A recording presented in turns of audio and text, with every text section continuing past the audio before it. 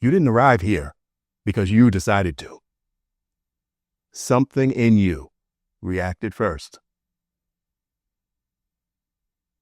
That reaction wasn't random. It's recognition, not reason.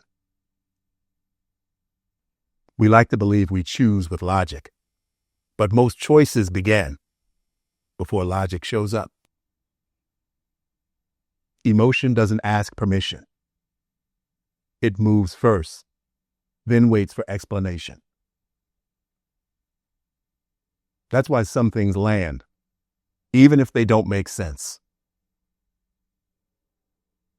And other things, perfectly explained, don't move us at all.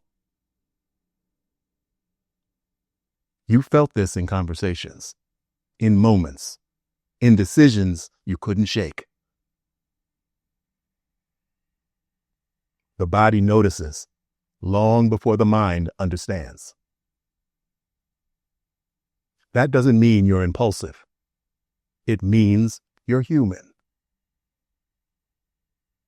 If this feels familiar, it's because you've been here before.